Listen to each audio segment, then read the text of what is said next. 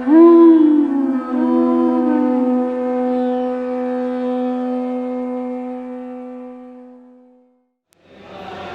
Namo Bhagavate Vasudevaya.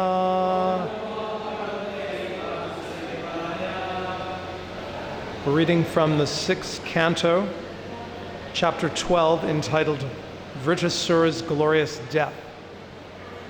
And this is text 16. Pashyamam nirjitam shatru Vriknayudha bhujam ridhe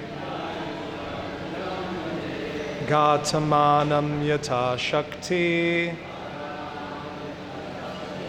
Tava prana jihirshaya Pashyamam nirjitam shatru Vriknayudha bhujam ridhe Ghatamanam yata shakti Tava prana jihirshaya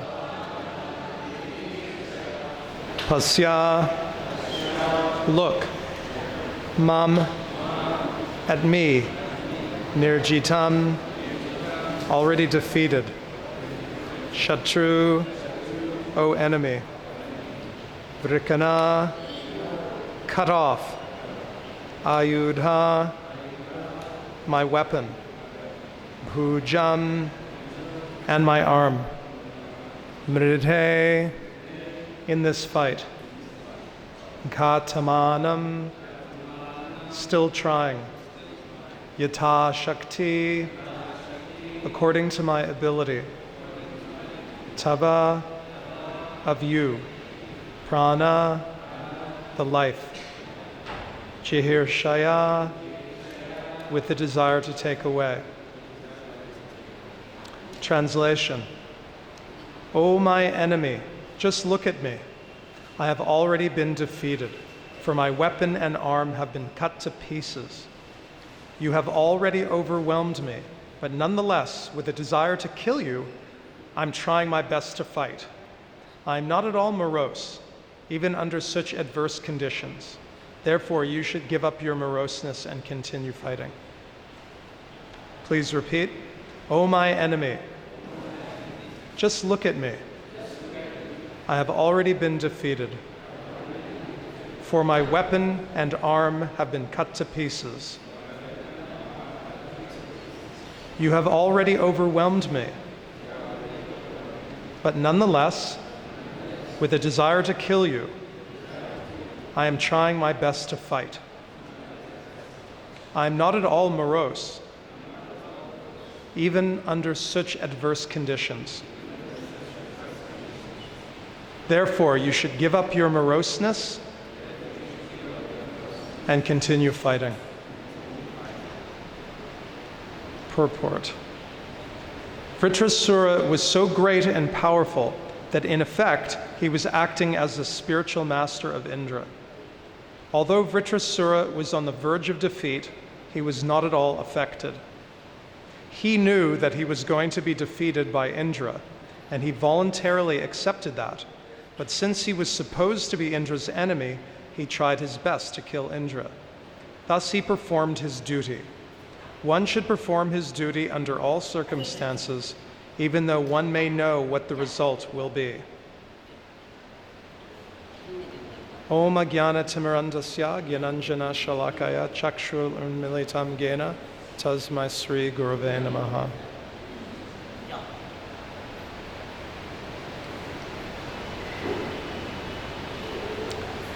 So it's a wonderful pastime because it's extremely complex. And we may see the Bhagavatam. So the Bhagavatam, the purpose of the Bhagavatam, who is it for? What's its intention? What's the audience? So it was primarily compiled for the residents of Kali Yuga. So it includes the departure of Lord Krishna and shortly after, the activities of Maharaj Parikshit in the age of Kali. So we know that Lord Chaitanya Mahaprabhu, was the preacher of the Amal Purana, or Srimad Bhagavatam. This is the primary literature that Lord Chaitanya spoke about, was influenced by, and recommended the study of. And in fact, all the followers of Chaitanya Mahaprabhu are all students of the Bhagavatam. Devotees of Lord Chaitanya get their inspiration from Bhagavatam. And in fact, Narottam Das Thakur, he says that that's his happiness, is reading Srimad Bhagavatam. That's his sense gratification. So you may say, well, Bhagavatam existed for 5,000 years before the advent of Chaitanya Mahaprabhu. So it was also for those people too, before Lord Chaitanya.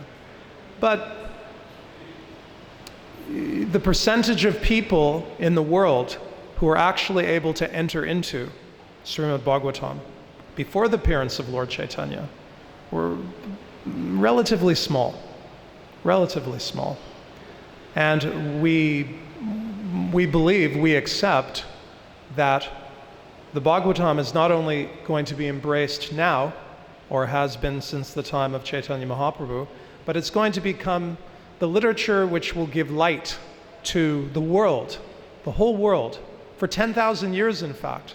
So you could argue that Srimad Bhagavatam was composed primarily for that audience. That's the more, if you take a look at the numbers, you can say that that's actually the purpose of the appearance of Srimad Bhagavatam, is for the followers of Chaitanya Mahaprabhu.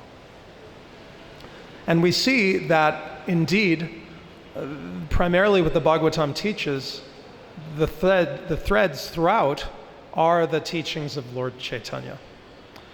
There's special emphasis put on the position of the holy name of the Lord. This is found throughout the entire Bhagavatam, both on the surface and also internally. If you read between the lines, the holy name is always being discussed. And another theme, if you think about when the Lord appears, he comes and he annihilates the demons. When Krishna speaks Bhagavad-Gita, he says that here's the devotees and here's the demons. And when Lord Ram comes, he primarily kills the demons. So now there are instances with the Lord's avatars that perhaps a demonic individual is given some mercy. Like there's a few cases in Ramayana where some of those on the side of Ravana develop a relationship with Ram. But it's not primarily, the conversion of the demons is not really the agenda of any other avatar except Chaitanya Mahaprabhu. So it's really something amazing that Lord Krishna, in his appearance of Lord Chaitanya, he is giving Krishna consciousness to the demons, to demonic personalities. So it's something wonderful, because traditionally the demons are not ones that receive the mercy of the Lord. The demons are opposed to the Lord. But Lord Chaitanya comes and he takes the demonic and he turns them into the best devotees. So that theme also is found through Srimad Bhagavatam, how the external activities or varna or caste or birth of an individual at the end of the day is irrelevant. So this you'll find throughout the Leelas, you'll find that it knocks down all preconception that we may have. And generally, the Vedic literatures in general, and specifically Krishna, his pastimes tend to also illustrate that. Sometimes that Vedic culture is accused of being patriarchal, unfair to women with an overemphasis on men. But we see in the Mahabharata that the woman, the hero, the heroic women, like Kunti, she's the boss of the Pandavas. The Pandavas are extremely powerful men in every sphere. but they're submissive to Kunti. And she's the one who runs the show. She decides what is to be done. She's worshipable. And Draupadi, she's married to all 5 of them. So normally in traditional stories we'll have a king who has many wives who are submissive and gentle and meek. But here the woman has the 5 men as her husband. So this turns everything on its head. This is not the story of a culture which is promoting patriarchal ideas. This would be a very dangerous pastime to hold up as worshipable and instruction and didactic, meaning giving instruction. It'd be very dangerous. But the Vedas, it doesn't care. Vedic literature just gives the truth. So here we have this very dangerous story of a woman having 5 husbands. Right? So this is not the creation of a culture that has an agenda against either gender. So constantly the Vedas are defying our expectation of what we expect because it's transcendental. And at the end of the day, there's no difference, there's no discrimination. Ultimately, the only real truth is our relationship, our identity as a servant of Krishna. That's the only reality. And there is no happiness in this world. If you identify with this world, then you are unhappy. Unhappiness is the result. And if you look to the glow that comes from the Vaikuntha, like we chant in Gayatri mantra 3 times a day, that the Brahmins, they see the rays from the spiritual world. They're able to perceive the light that comes from the kingdom of God, and therefore they can convey it to others. It's not of this world. Spiritual truth does not take birth in the Bhavasagara, but it comes, it's from some other place, and it appears. And it's only by looking to that light are you delivered. And if you're in this world, you get illusion and trouble. And you're cheated. How much trouble Indra got in. So now we have, first he's knocked back, and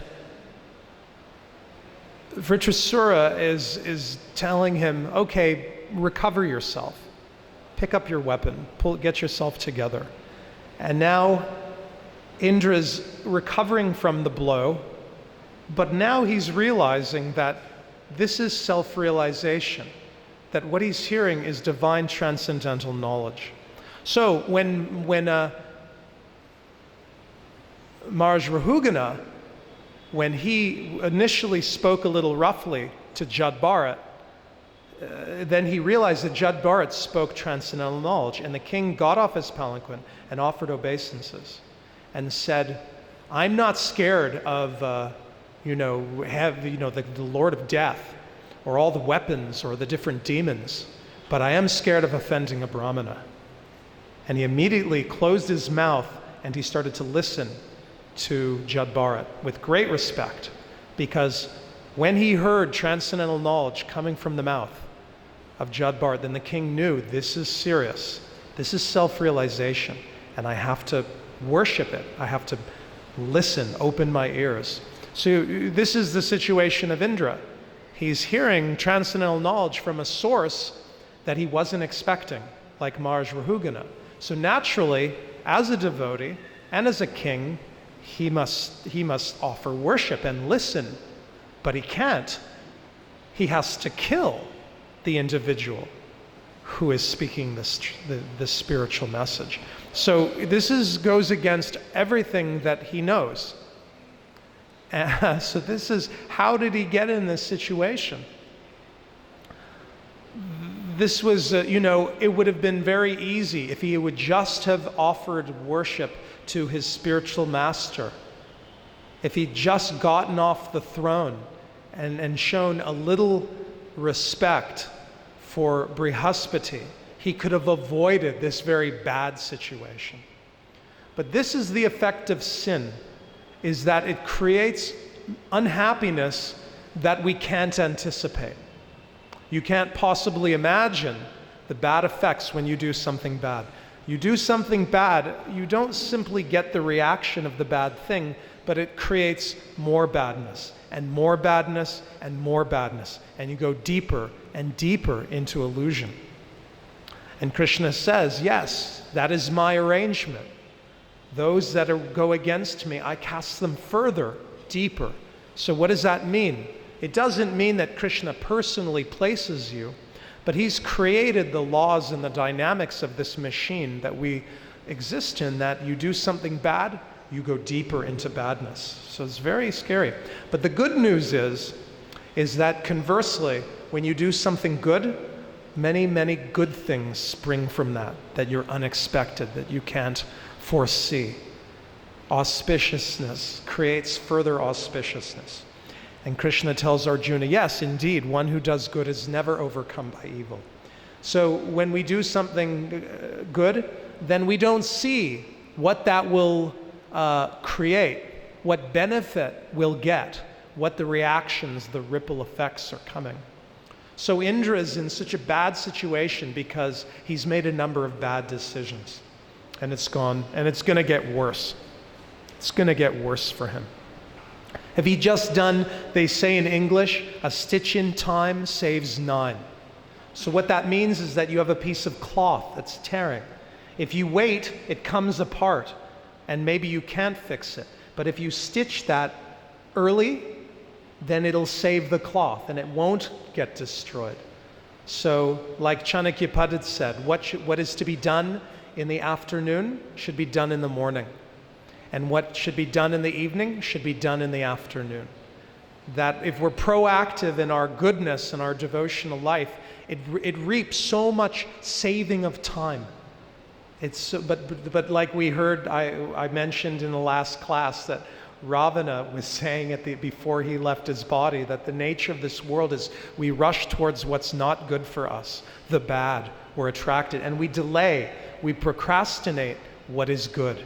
It's a feature of this world. It's very unfortunate and very inauspicious, is that because in essence the material world is just a manifestation of our dislike and our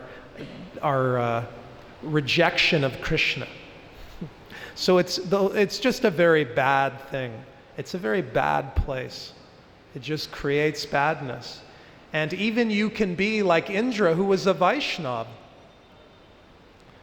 But because he was focused on material, he's affected by Rajaguna, he's always in trouble. He's always getting in difficulty. Even though he's a god. He's the god of the world. Being a king in this planet is a very enviable position, no doubt.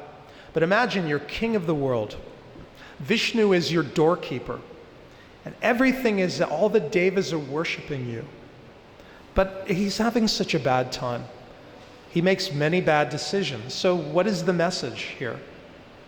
The message is the material world is a very bad place. And you will get very bad advice. Even when Indra kills Vritrasura, and now he's killed a Brahmana. So he goes to his priests, he's advised what to do. So we'll see in a few shlokas, the priests say that actually chanting the holy name of Lord Vishnu delivers one from the worst type of sin and can be done by anybody, right? But then they say, but that can be done by the lowest class of person, the holy name of Lord Vishnu. But you are a high class Vaishnava, so we're recommending a special Ashwamedha sacrifice in order to atone for the sin of killing. So, it was going in a very good direction. The priests were talking about the holy name, which the Bhagavatam always returns to. But they said, so that's the problem. Why didn't they say, so you just simply immerse yourself now in the chanting of the names of Lord Vishnu. This is our direction to. But it wasn't. It was through yajna, sacrifice, you'll atone, and you can happily return to your position of enjoyment. Because one who chants the holy name of Lord Vishnu does not return to their position of enjoyment. The Lord takes personal charge of that devotee, and he takes everything from them. He shows them the horrible, horrible, cruel, unkind face of the material world. So that's why as devotees, we may not get what we think. I remember I joined ISKCON at the Detroit temple, and it's a beautiful Fisher mansion. It's a very opulent temple. Ambarish Prabhu purchased it, and at that time, he was giving money for its upkeep. So there was one Indian devotee from Gujarat who's now temple president there. His name's Jagat Guru. And Ambarish Prabhu brought many beautiful items from India to decorate this mansion. So one of the items he bought was this beautiful old deity of Lord Shiva, like you've never seen. It was white marble, and Shiva was sitting like this with some mala, with a gorgeous face, so nice. And we had it there in the temple. It wasn't worship, but it was, nicely put. And this devotee, Jagat Guru, who's an astrologer, comes from a Brahmin. Trivedi is his last name. That's his last name. So he's from very good Brahmin caste from Gujarat. And he said to me once, you see this deity of Lord Shiva?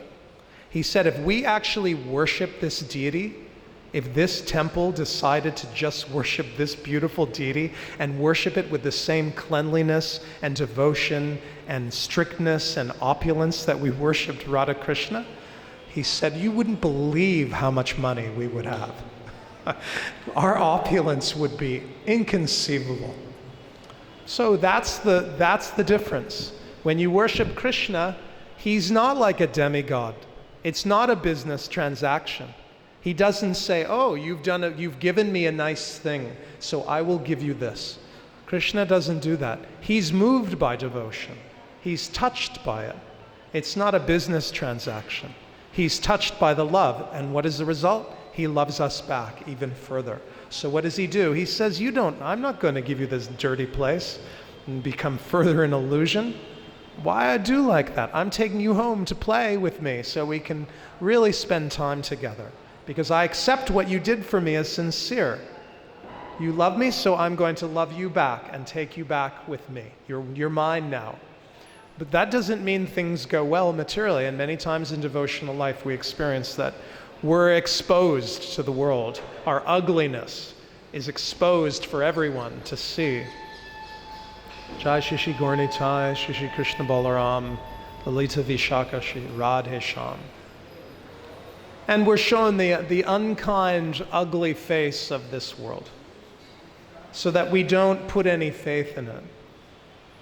So that's Krishna. He delivers the most elevated, wonderful, highest thing. And that is Chaitanya Mahaprabhu also, is that he delivers the message of vairagya to his followers. This is what Lord Chaitanya teaches. This is unique about Lord Chaitanya. And who are the primary disciples of Chaitanya Mahaprabhu? The 6 Goswamis of Vrindavan. And they lived a life of pure renunciation and pure ecstasy, pure happiness. So this is what the followers of Mahaprabhu ultimately have to embody. This is the difficulty.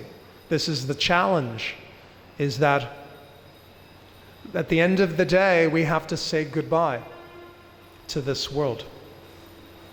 And whatever ashram you're in requires the same vairagya. Now, indeed, the followers of Lord Chaitanya, and Lord Chaitanya himself, he said to the Kurma Brahmana that he met in Kurma Kshetra, just near Vishakhapatnam, still visit that temple today. The grihasta was like, I'm suffering in an ocean of misery as a grihasta. So let me come with you. I want to go on padayatra and join you. And Lord Chaitanya said, don't speak like this, If you just take care of your family, chant Hare Krishna, and speak on Srimad Bhagavatam at home, then you'll never lose my association. I will never leave you. So that sounds very attractive that, okay, well there it is. Grihasta ashram, bona fide. Lord Chaitanya said. But to be a Krishna conscious grihasta is not a very easy thing. Very difficult. In fact, you could argue that being a renunciate is easier than being a Krishna conscious grihasta, because you have to have the same realization as a sadhu, but you have all facility to be in Maya, but you can't. So it's a superior consciousness that's required to actually survive. So that those that are grihastas, that in the grihastha ashram, that are in good Krishna conscious shape, they're worshipable. But it is a great challenge. It is a great challenge. Because because generally, especially in the Western world, those of us who were brahmacharis and decided to get married didn't do it out of a sense of duty. In India, there's a sense you get married not because you decided you wanted to enjoy. You did it because your mother and father expect you to. You do it out of duty. And that's a very different consciousness. That's a very different consciousness. In the West, it's not like that. Everyone is free. We're detached from our family and we live our own lives. And so even, duty is also the message of the Vedas, is that one acts according to one's duty.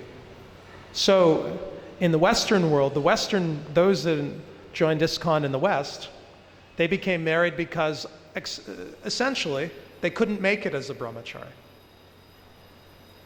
That's the reason you get married as a Western Hare Krishna.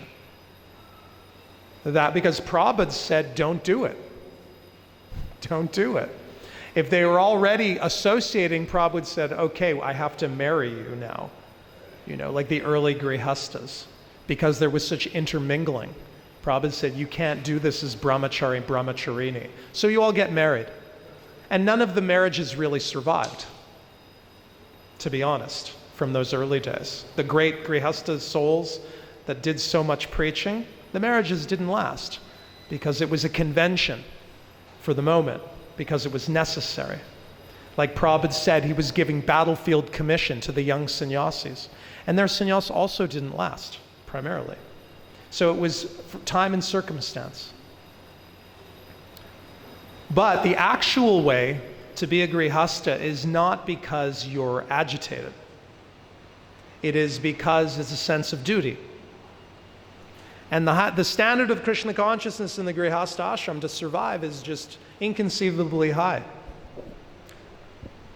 It says in the Garuda Purana that a devotee of Vishnu, while he's conceiving a child, during intercourse, he should think how Krishna is the supreme enjoyer. This is Garuda Purana. So someone may say, that seems a little much. I'm doing all my Krishna conscious activity. I'm chanting my rounds. I'm being a good boy. I'm following. But this is my moment. This is the indulgence which is permitted to me. This is the license. This is the licit moment. This is my time now. I'm doing everything right. I followed Garbhadang Sanskar strictly. We chanted 50 rounds. So this is my moment. And in fact, I remember when I was a grihasta previously, I'm Vanapras now, a devotee sent me some scriptures from different Vedas talking about conception, and was saying how you feed the wife, and the wife feeds you, and you wear garlands and have chandan on, and one should be actually attractive and have some, but that's not what the Vaishnava scriptures say. That during the act, one should meditate on how Krishna is the supreme enjoyer. So is that going to affect your enjoyment of that moment? Of course. How could it not? You're thinking that Krishna is actually the enjoyer. And the Shastras say that's the meditation, if you really want the act to be free. So even that you can't enjoy. So how high the standard is of a Krishna conscious grihasta. It's like you're a sannyasi. You're better than a sannyasi. Because you have, Hayagriva in his Hare Krishna explosion, when Prabhupada was explaining to the early devotees the consciousness of the grihastha ashram. Hayagriva said, it's like having a feast, but you can't eat it. Prabhupada said, yes. And he said, forget it. It's better to forget it. Prabhupada's like, that's the idea. So this is the material world. There is no enjoyment for you. You try to play the game, you try to rig it so that you can have some fun. It doesn't work. You can't. So, obviously we need an army of Krishna conscious householders for ISKCON to expand. So what a high standard. What a high standard. It's beyond comprehension. So that's the message of the Bhagavatam, is that you have to be a devotee. It doesn't matter what your environment is, that you have to be detached. You have to be a Paramahamsa. Vritrasura is an Asura Paramahamsa. He's a demon Paramahamsa, essentially. He's taking the essence, and he's remembering the Lord, and he's supremely detached. So it's the Paramahamsa Sanghita, Srimad Bhagavatam. And Chaitanya Mahaprabhu is the preacher of this Amol Purana. And Lord Chaitanya said the standard is very high. You have to have the highest understanding and highest standard of vairagya and renunciation. So we're asked a lot. We're asked a lot. And the Lord came in Bhagavad-Gita and spoke Bhagavad-Gita. And essentially, Krishna told us the truth in Bhagavad-Gita. He said, I am this, you are that, this will happen to you. If you do this, this will happen to you. If you don't do this, basically, the Gita is the truth. It's the explanation of who God is, who we are, what is devotional service, what is material activity, what is the result of you engaging in material activity. But the Srimad Bhagavatam is the application. It's the application of what Krishna spoke in Bhagavad-Gita. What is the actual result of the understanding? What does it mean for us practically in the world? And what are the troubles? What are the trials? What are the things that can happen when we try to approach Lord Krishna according to his instructions of Bhagavad-Gita? Bhagavatam is the application of the teachings of the Gita. Krishna doesn't give the anecdotal study of the truth of Krishna consciousness. That's the Bhagavatam. So it's very relevant for us. We can get great direction. And it's again and again pointing us in the direction of where we're supposed to go. And we see the Bhagavatam is teaching that it's not enough to be pious. Piety fails. Sukriti and punya will fail you. It's not enough. It's not enough. It's bhakti, which is the only thing which will save us. Punya simply brings you back to this world to be entangled again. It brings beautiful things, objects of enjoyment, and we become mad. We forget God. Even if it's refined, it's not what you want. Lord Chaitanya did not come to teach how to enjoy in this world. He taught you have to be ultimately detached. You have to have complete understanding that anything that's temporary will not give you satisfaction. Forget it. So it's appropriate, perhaps, that Lord Chaitanya, he's giving the highest thing. He's giving the means by which to return to Goloka Vrindavan, the highest planet, the highest association, to become God's personal friend. In all the other 999 Divya Yugas of the day of Brahma, we don't even know about Vrindavan. It's hidden. There's no chance to go back to Goloka. You go to Vaikuntha, that's as high as you go. In the other 999 Divya Yugas in the day of Brahma, there is no scope for going back to Goloka.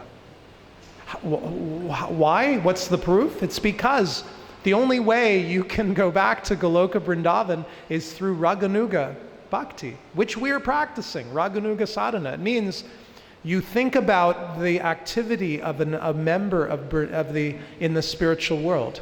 The only way to go back to Goloka is you meditate on the service of a perfected devotee. And you develop a hankering, an aspiration to love Krishna like that. Of course, there's sadhana and there's diksha and there's the purifying and formalizing, activities connected to that. But that ultimately is what it is. And Prabhupada says this clearly in the Nectar of Devotion, that one must develop an attachment to a resident of Vrindavan and follow in the footsteps of that devotee. That's unavoidable. You can't do it. So where is that? If Krishna doesn't come in that particular Divya Yuga, it means there's no display of his loving devotee. So you don't know. So you can't follow. Your heart can't become attracted. So you go to Vaikuntha. And of course, Vaikuntha is not such a bad place. But as devotees, we don't want to go. We don't desire to go to Vaikuntha, which is an amazing thing. How is that possible? You don't want to go to Vaikuntha? It's the highest thing obtainable. But what Lord Chaitanya gives is just so inconceivably amazing that his followers aren't even interested to go to Vaikuntha. How is that possible? This is the lure of what Chaitanya Mahaprabhu is offering. You come back, you go to the highest realm. Even God in the material world, he comes, he does his duty. But even in the spiritual world, there's a place that's very secret. Beyond Vaikuntha, where Krishna really, really lets his hair down. And he keeps his really good friends, his super close friends. In Vaikuntha, yes, they're Vishnu's friends. You can't assail it.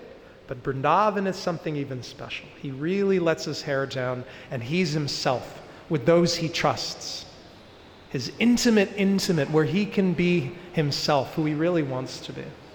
But if you want this, then you must look very down your nose at this world. You want to be a follower of Lord Chaitanya and go to Goloka, then you can't have any affection for this place. It's impossible. It's incompatible. And that's what the Bhagavatam is teaching here in this pastime. Is that it's glorious, he's a demon, and it's glorious because he's remembering the Lord. So this is the very hard line of Srimad Bhagavatam. This is the very hard line that there is no place for you. This is a bad place. And even though you may try to enjoy it as a pious person and have beautiful pious children and a pious wife and give charity and do sacrifice, you'll be miserable. You won't be happy. You have to give it up. And even Krishna says that the demon says, I'll give some sacrifice. The demons also do sacrifice. So what is the difference? The demon loves his family and he does yajna.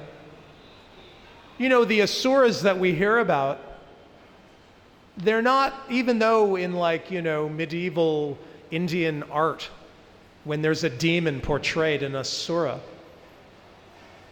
they have sharp teeth and fangs, and they're very horrible looking and fat and ugly.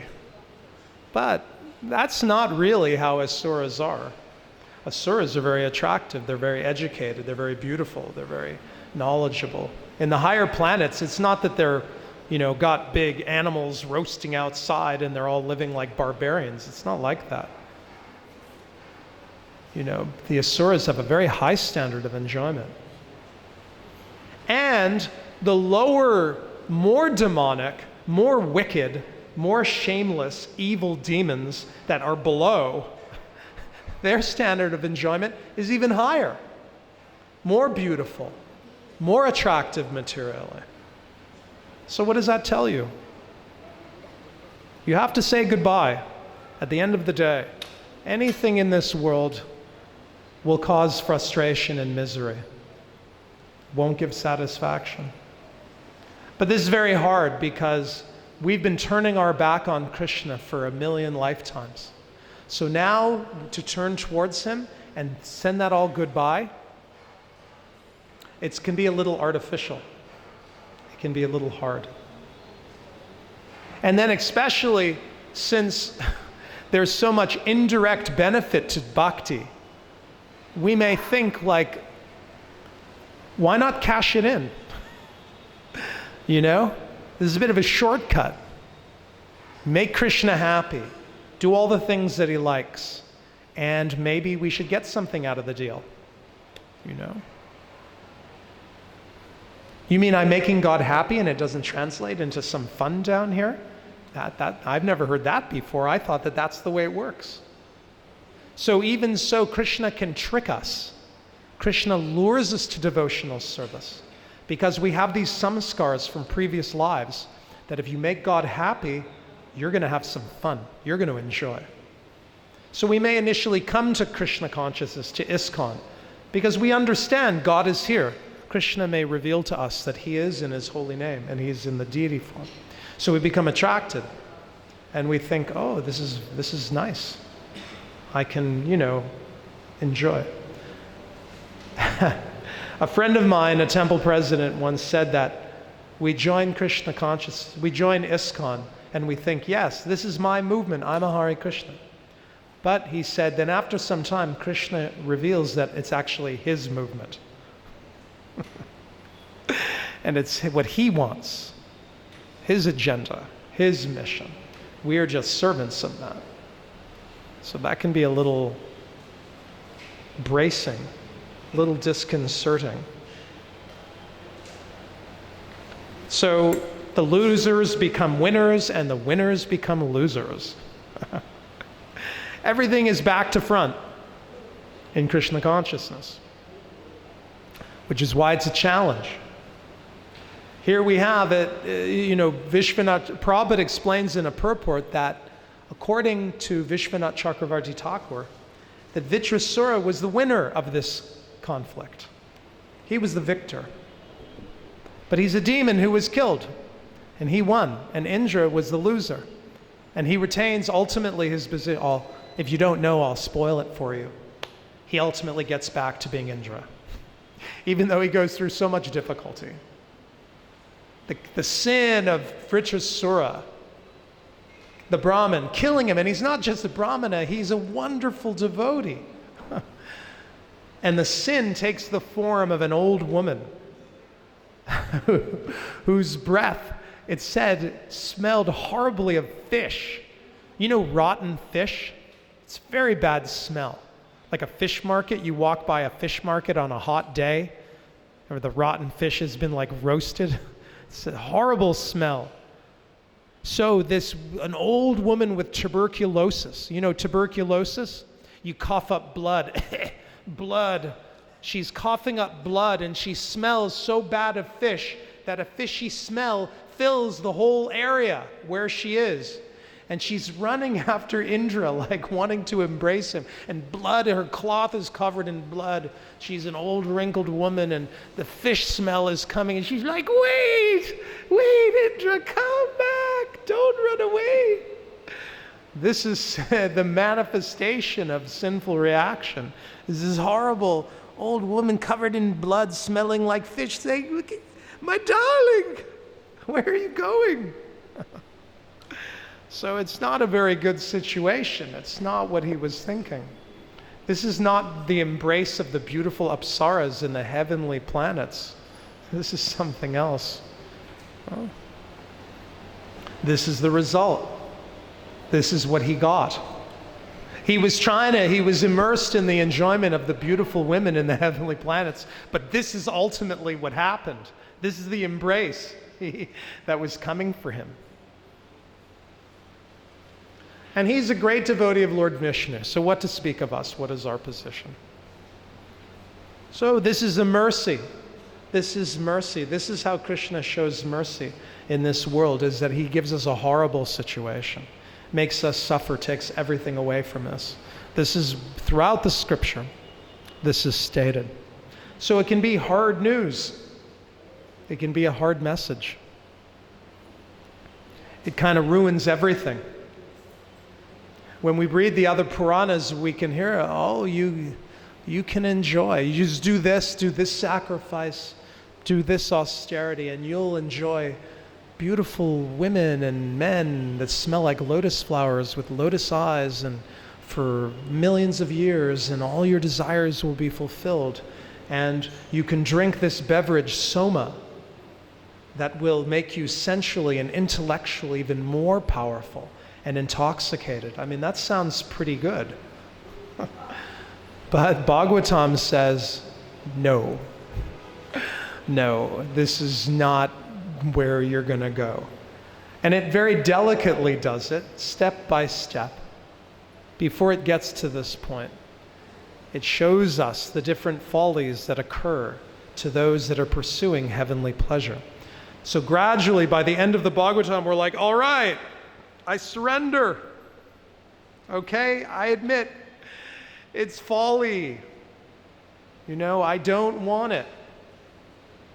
And then when we're at that stage where we see the folly of sense gratification in the material world, then you're eligible to hear the pastimes of Krishna.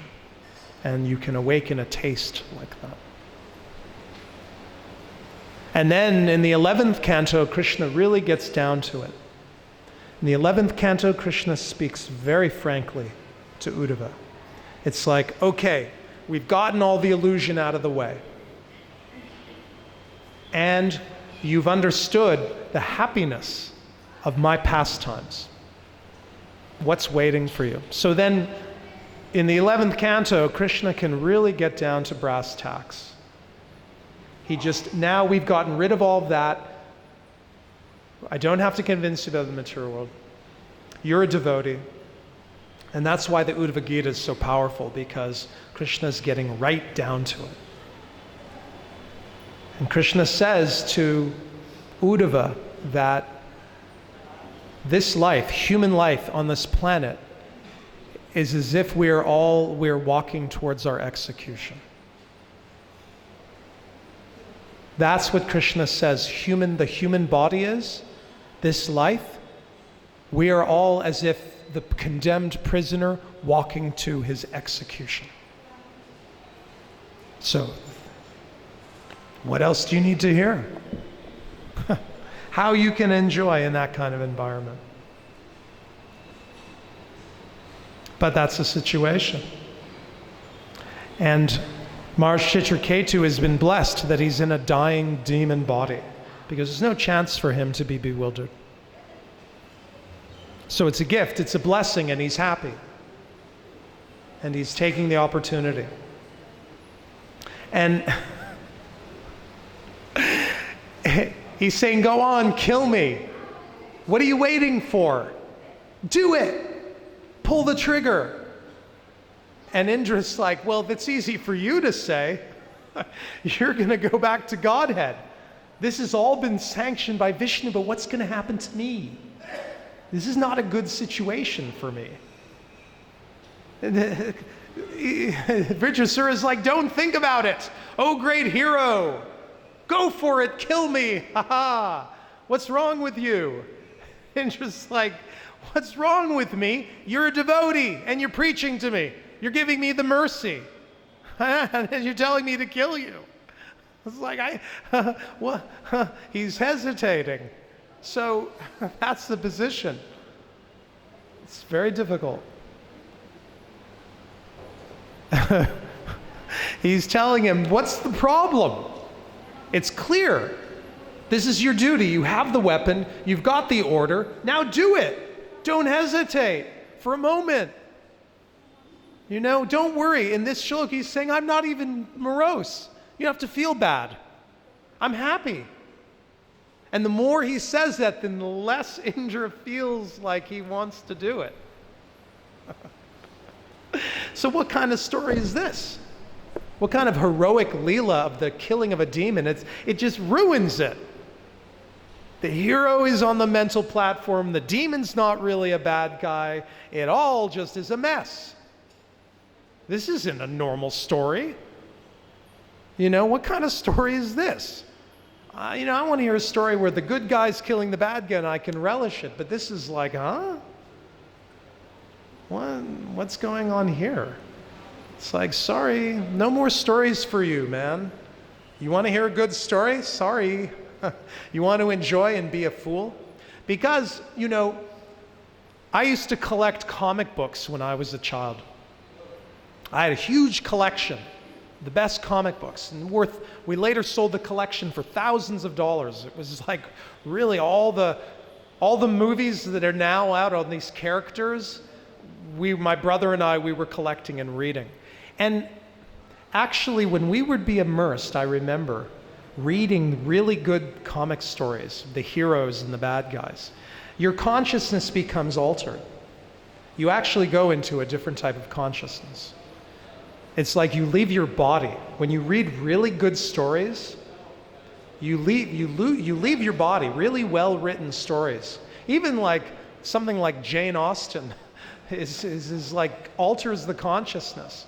When you read well-written literature, it becomes like an intoxication. It's really like materially ecstatic. Because there's something called vicarious enjoyment. You know the word vicarious? It means you're living through something else. So when you read a really good hero story, you identify with the hero.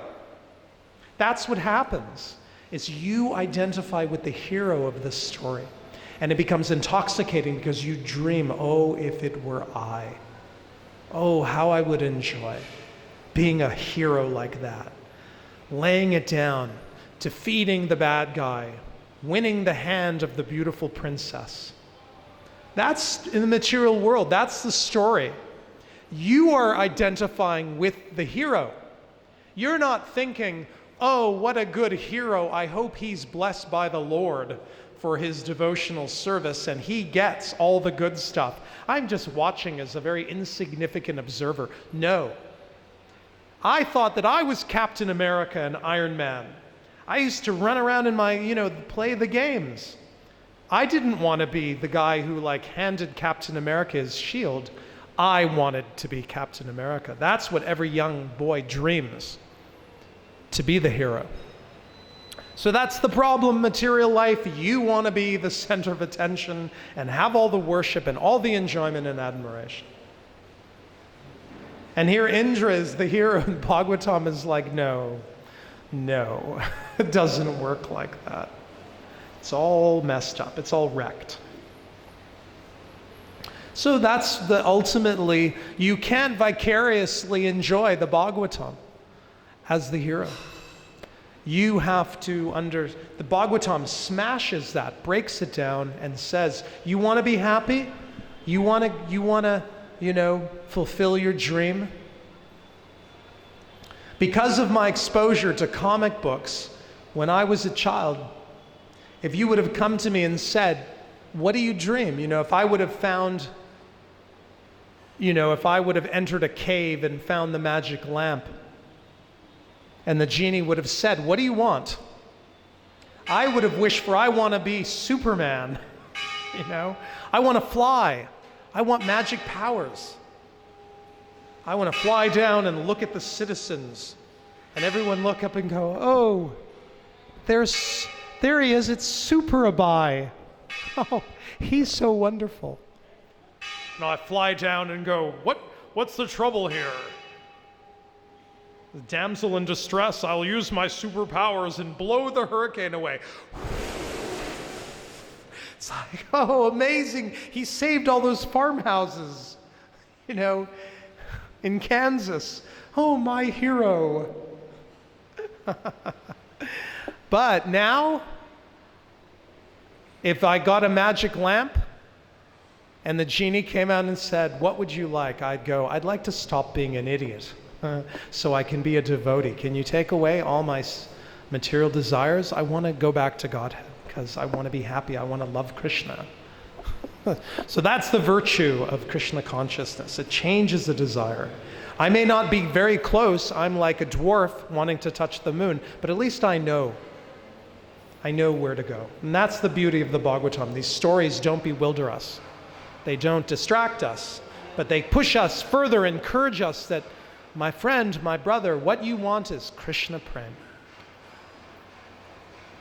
And that was what Maharaj Chitraketu got. He was so lucky. He was so happy. He's got his arms chopped off and he's bleeding and he's losing. And he's like, ha ha ha ha, yes, Haribol, do it, come on. He's exulting in loss and failure and defeat because he knows exactly where this is going. Krishna Prem. So thank you very much for your kind attention. Srimad Bhagavatam ki jai, Srila Prabhupada ki jai. Nitai Gaur Premanandi. Hari Bol.